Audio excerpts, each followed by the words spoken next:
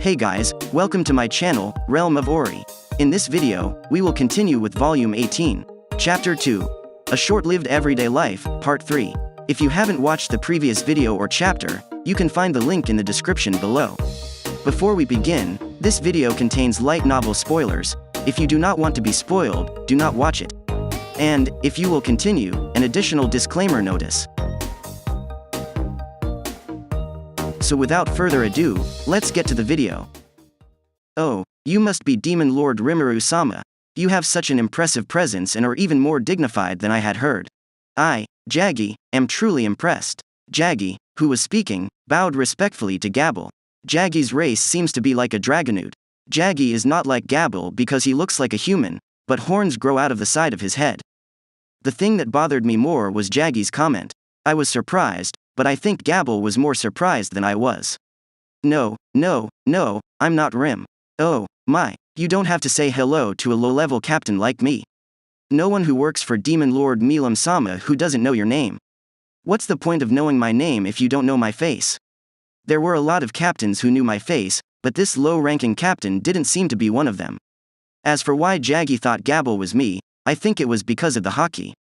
I had completely hidden my Yuki and looked like a normal person to the outside world.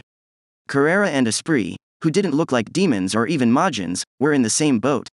Well, because Tempest had so many human visitors, we usually kept our Yuki away. But things can't stay this way. I haven't been treated like this in a long time, and I was enjoying it, but Carrera and Esprit don't have much patience. Hey, that person's name is Gabi. What are you people doing?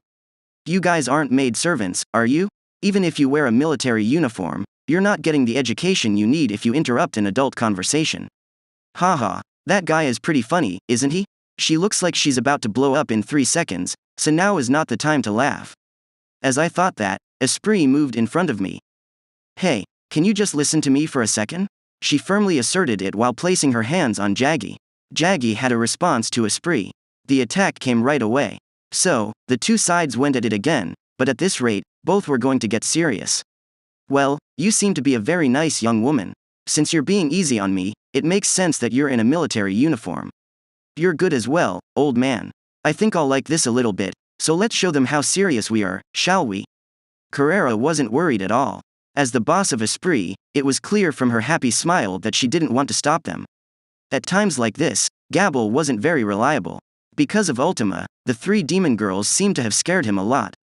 This time it was Esprit, but he didn't seem to know if he should talk to me or not. Gabil looked at me. Oh no, it looks like I'm the only one with any sense here. I didn't have a choice but to step in. First, I decided to tell whoever was in charge. Yes, enough already. Jagi-san, right? You won't talk to me, so go find your boss. Huh? Don't get in between a man and his fight. That kind of thing. I was offended right away. But right after that. You're being disrespectful to Rimuru-sama.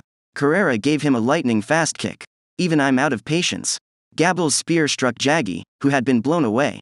Oh no, I was late. Esprit couldn't go left because she was facing him. And what about me? You guys. There was nothing going on. Okay? I tried to get rid of the evidence by scaring the Majins that Jagi had brought with him. In the end, there was no need to scare Jagi. It turned out that Milam was at fault. Wahahahaha. You know now that it's not my fault, right? Yeah, I had assumed that you had forgotten to tell them, but I had no idea that you were having fun competing to pick us up in a winner-take-all game. Jagi was the winner, but Midley was a war criminal. How is that possible? I don't understand. No, my guys are bloodthirsty, but Midley's guys are no slackers either. So, how was this Jagi guy? He was strong, though. I'd say he was on the fence about Phobio-san. I'm sorry about the way things are. I have failed as a supervisor. Well, I can see how this man might have also inspired Jagi, so I couldn't say that Midley wasn't mostly to blame. So, you're Carrera Dono, right?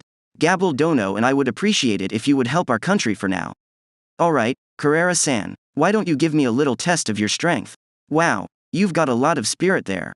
Just tell me how much you want me to be easy on you. Don't jump in so easily, Carrera. Whoa, what? Milord, it's alright, I've been told Carrion Dono has evolved, so it makes sense that he would want to know how much stronger he is now.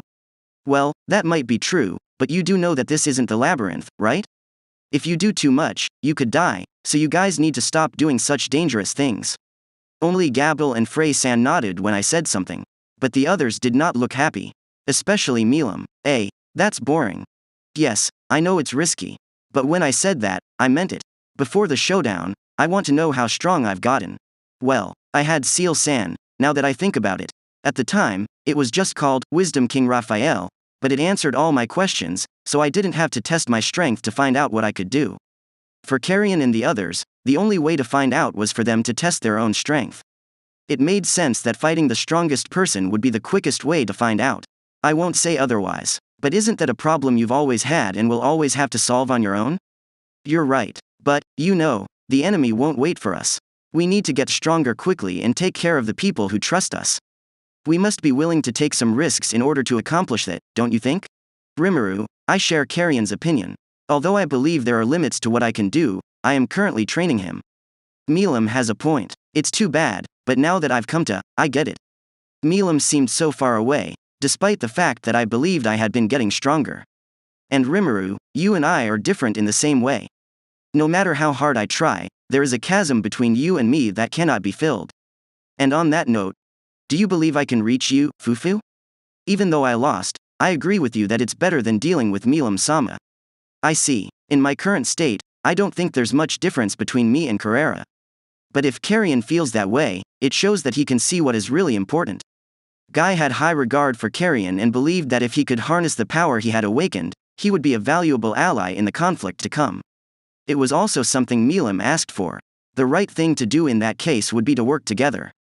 Okay, then, Carrera will remain here and continue to defend as planned while I return with Carrion and Frey-san. I'm the other one who... There are suitable individuals in the labyrinth. I understand. As you please, sir. Although I regret being so pessimistic, I cannot display my gullibility in this situation. Carrera was just too much. Ramirez's complaints were giving me a headache, and if I wanted to leave Carrion and the others in charge, I needed a more sensible partner.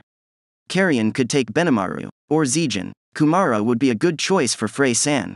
When I got back, I'd figure out the details. If something went wrong, they could call me and I would teleport them back right away. I'm sorry, but I've been a bit selfish. That's okay. I'm only helping Carrion because I agree with him. Is that okay with you, Frey-san? Of course, yes. You're very kind to offer, so I don't see any reason to say no. So that's how it turned out. Milam was left in charge of Gabil and Carrera, and I went back with Carrion and the other people. Also, Carrion's subordinates were left to make decisions on their own. I believe that the environmental damage wouldn't be too bad as long as they hadn't awakened. They should be able to take care of the remainder on their own because I had sent them a sizable supply of recovery medication. That had made Benimaru and the others stronger, so they weren't concerned. When Carrion and the others got back from Milam's country, they were left in the care of Benimaru and thrown into the labyrinth. It was finally time to go to Leon's home country.